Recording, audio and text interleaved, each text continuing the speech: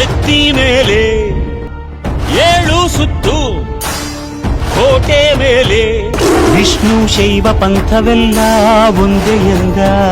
ಕುಲಮತಗಳನ್ನು ಸಮ ಎಂದವನು, ನೆಲ ಜಲಗಳನ್ನು ಉಸಿರೆಂದವನು, ಹೊಸ ಚರಿತೆಯ ಬರೆದನು ಕೆಂಪೇಗೌಡ.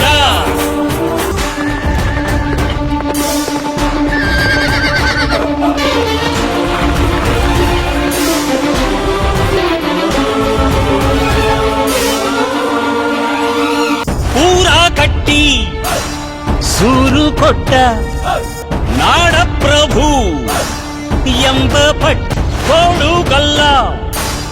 ನೆತ್ತಿ ಮೇಲೆ 7 ಸುತ್ತು ಕೋಟೆ ಮೇಲೆ ವಿಷ್ಣು ಶೈವ ಪಂಥವೆಲ್ಲ ಒಂದೇ ಎಂದ.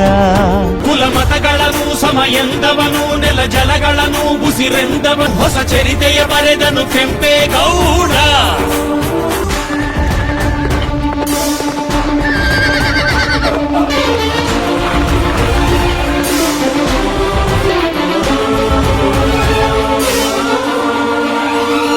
ಪೂರ ಕಟ್ಟಿ ಸೂರು ಕೊಟ್ಟ ನಾಡ ಪ್ರಭು ಎಂಬ ಪಟ್ಟ ಕೋಡುಗಲ್ಲ.